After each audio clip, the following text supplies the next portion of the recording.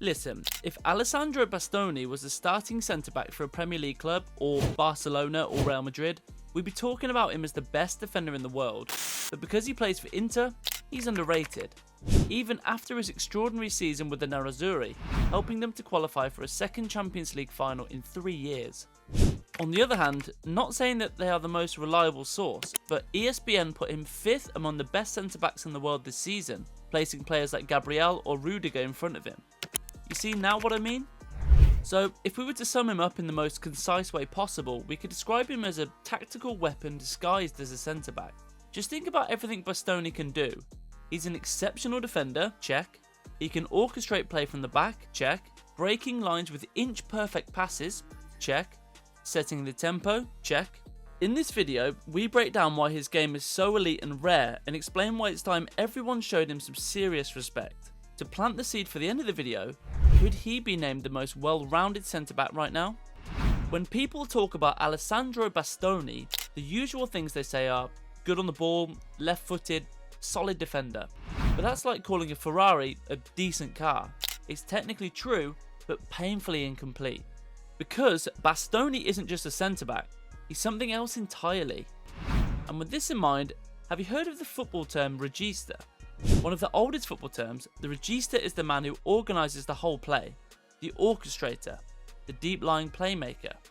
Typically, the regista is the deepest position of the 3 midfielders in a 4-3-3 or a 4-2-3-1 formation, and tucked inside between the 2 centre-backs. Think of Andrea Pirlo at Milan and Juventus, Xabi Alonso at Real Madrid, Xavi at Barcelona, or even Marco Verratti in his early PSG days. These players didn't need to score or assist to control a match. They dictated the tempo of the game, dropping between the centre-backs and spraying passes with surgical precision to make the entire game flow around them. That's what a regista does, and that's what Bastoni does, but from centre-back. Yes, he's 6'3" and throws his body in front of shots like a warrior, but don't let his defensive duties fool you. Bastoni is Inter's first creative spark. He starts the engine.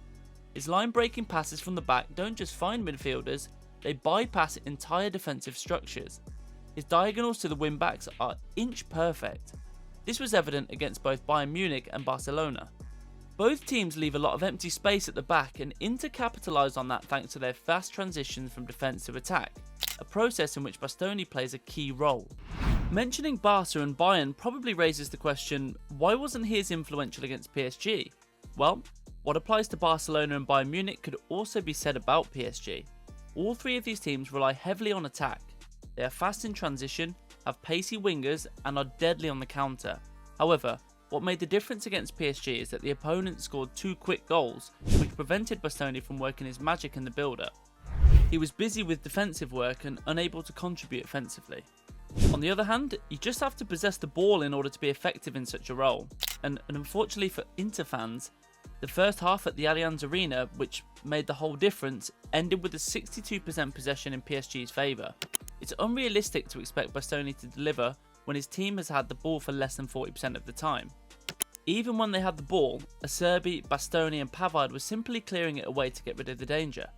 When we talk about the next generation of elite ball-playing defenders, one player that always comes to mind is Barcelona's Pau Cubarsi. Of course, he's 8 years younger than Bastoni, which sounds pretty insane, but they could both be considered young players. I'm a huge fan of Cubarsi and think he has huge potential, but for me, Bastoni is still the best player of this type. He's taller, more composed on the ball, and only makes tackles when he's sure the ball will be cleared without a foul. Cubarsi falls far behind in that respect. There have been 2 instances of him breaking the rules throughout this Champions League campaign alone. The first came in the first leg of the round of 16 against Benfica. The opposing forward was one-on-one with the goalkeeper when Cubarsi decided to make a sliding tackle, but he fouled Pavlidis, resulting in a red card. One of those crazy games, wasn't it? I mean, watch out here though, because Pavlidis was broken away. Cubarsi slide. Barca are down to 10, and Pau Cubarsi has been sent for the home side. Ironically enough, the second moment came against Inter at San Siro. The situation was pretty similar, except this time it happened in the penalty box. As Lautaro was about to shoot, Cubarsi broke the rules by kicking the Argentinian. Penalty in Inter's favour. So, to summarise, Cubarsi is undoubtedly a good player, but it's the decision making that distinguishes good players from elite ones, and Bastoni is just that. Apart from making better choices, Bastoni has also achieved a lot more. Yes, age obviously makes a difference, but reaching 2 Champions League finals, 1 Europa League final, 1 Euros final, and winning 2 Serie A titles and 2 Italian Cups is exceptional. For our next part, if you're a stats geek, Bastoni has a lot to offer you. According to several highly regarded statistics websites, he averaged 6.07 progressive passes per 90 minutes, placing him in the 97th percentile among defenders.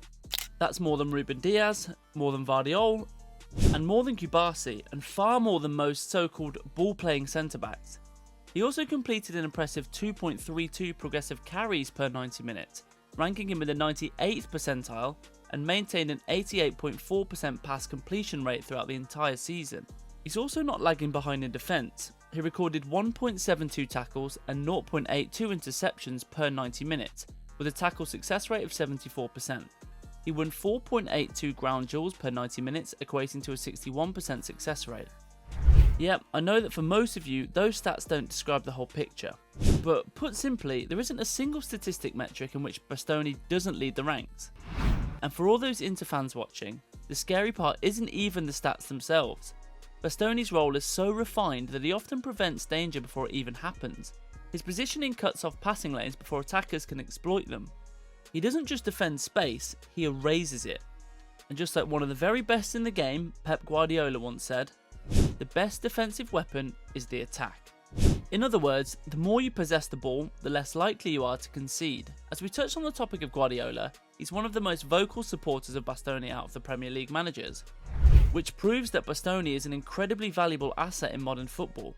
In the summer right after the 2023 Champions League final between Inter and the Citizens, Bastoni was heavily linked with a transfer to the Etihad, but it never materialised. And just as we promised, does Bastoni fit the profile of the world's best all-round centre-back? If you ask me, he's definitely one of the best. Before we expand on that, let's name 3 more players who could qualify. Virgil van Dijk, William Saliba, and Dean Howson spring to mind. You might be surprised by the third name, but Howson is undoubtedly one of the first names that pops into your head. He's a really scary talent, and Real Madrid got a deal bringing him in for less than 60 million euros. All 4 of these defenders are capable of doing everything required of a modern centre-back. They're all elite pass distributors and ball winners with exceptional vision and defensive positioning. Put simply, if you have 2 of these players in your team, you're set for years to come because they can do everything. So, what's your opinion? Does Bastoni deserve to be put among the very, very best centre-halves in the world and not just like, yes, he's up there? Honestly, how do you rank him among the best in the world after the end of the 2024-25 season? Share with us down below. Also, don't forget to like and subscribe. Yep, if you reached this far, it looks like you're enjoying our content. So don't hesitate to push us up the YouTube algorithm. Thank you guys, and until next time.